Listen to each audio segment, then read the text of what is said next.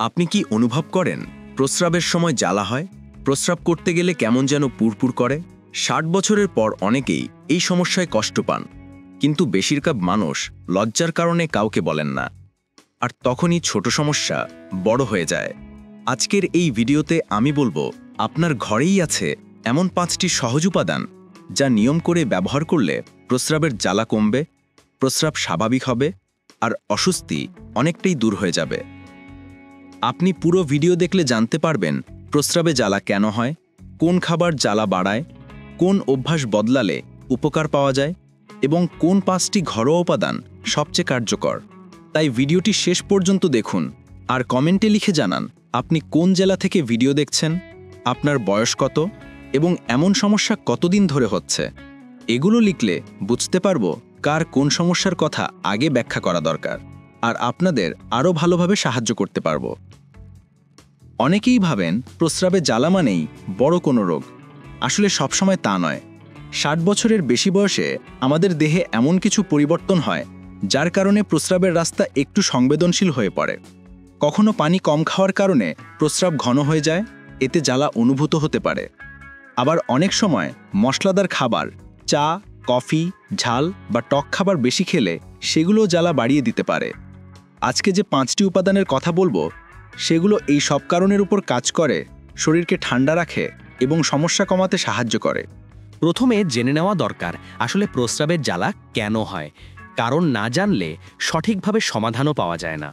৬০ বছরের পর আমাদের কিডনি একটু ধীরে কাজ করে, শরীরে পানি ধরে রাখার প্রবণতা বেড়ে যায়, ফলে প্রস্রাব ঘন হয়ে যায়। আর যখন ঘন প্রস্রাব আসে তখন জ্বালা হওয়া খুব স্বাভাবিক। এছাড়া সংক্রমণ, মূত্রনালীর প্রদাহ, রক্তে চিনি বেশি থাকা বা ডায়াবেটিস নিয়ন্ত্রণে না থাকা, এই সব কারণেও প্রস্রাবে জ্বালা হতে পারে। তবে ভয় পাবেন না, সব ক্ষেত্রে ডাক্তার দেখবে এমন নয়। বাড়ির কিছু সহজ উপায়ই অনেক সময় উপকার পাওয়া যায়। এখন আসি আজকের সমাধানের অংশে। প্রথম যে উপাদানটি বলবো তা প্রায় সব ঘরেই পাওয়া যায়, আর তা হলো সাধারণ পানি। অনেকেই ভুল করে ভাবেন প্রস্রাবে জ্বালা হচ্ছে তাই পানি কম খাবো, এতে কম প্রস্রাব হবে এবং কষ্ট কম হবে। কিন্তু আসলে হচ্ছে উল্টোটা। পানি কম খেলেই প্রস্রাব আরও ঘন হয়, ফলে জ্বালা বাড়ে। দিনে অন্তত ৮ থেকে ১০ গ্লাস পানি ধীরে ধীরে পান করুন। একসাথে বেশি পানি খাবেন না, কারণ বয়স বাড়ার সঙ্গে সঙ্গে শরীর সেই পানি ধরে রাখতে পারে।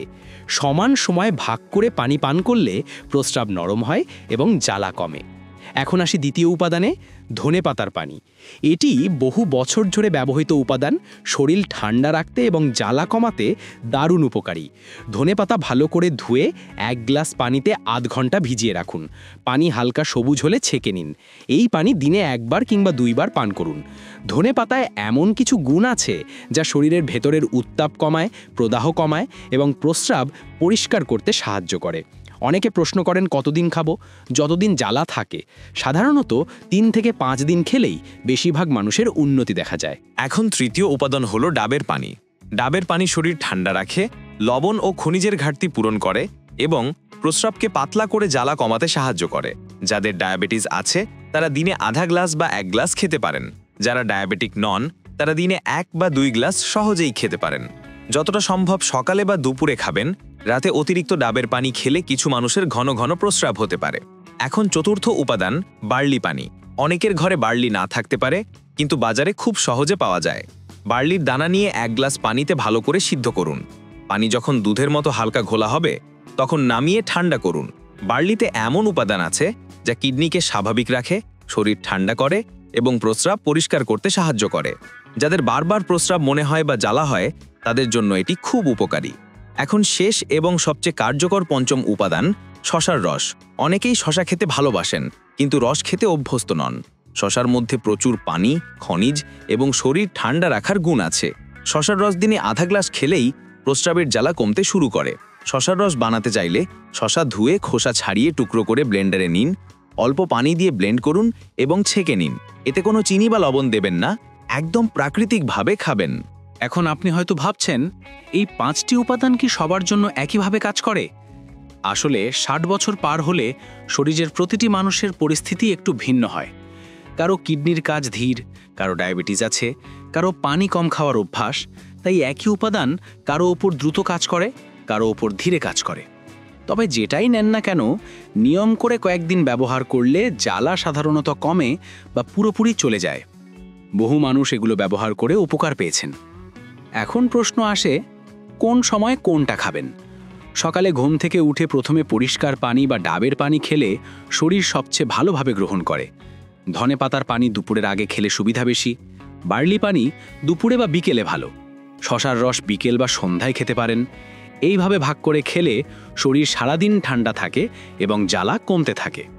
এখন একটি খুব গুরুত্বপূর্ণ কথা, অনেকেই জ্বালা কমাতে গিয়ে চা বেশি খান, ঠান্ডা কোলা জাতীয় পানীয় খান, ভাবেন এগুলো শরীর ঠান্ডা রাখে।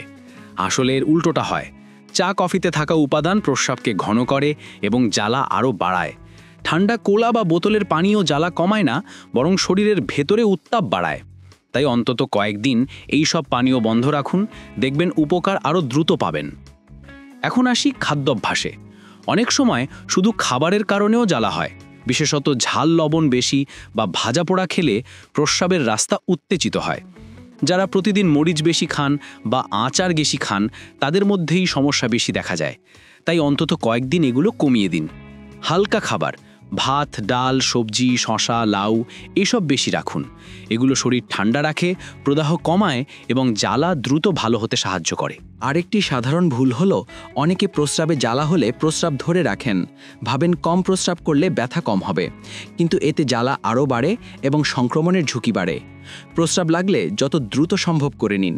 60 বছরের পর কিডনি এবং মূত্রথলি আগের মতো শক্ত থাকে না, তাই ধরে রাখলে চাপ পড়ে এবং সমস্যা বাড়ে। অনেকে কমেন্টে লিখেন, বয়স বেশি, কিডনির সমস্যা আছে, এত পানি খেলে সমস্যা হবে কিনা।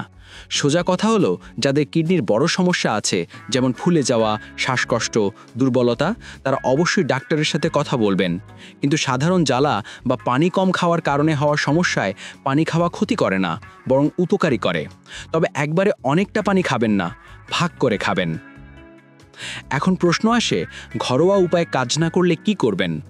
প্রথম 5 দিন এই 5টি উপাদান নিয়ম করে ব্যবহার করুন। খাদ্যাভ্যাস হালকা রাখুন, চা কফি কমান, পানি ঠিকমতো পান করুন। যদি 5 থেকে 7 দিনের মধ্যে জ্বালা কমে আসে, তাহলে এটি সাধারণ সমস্যা।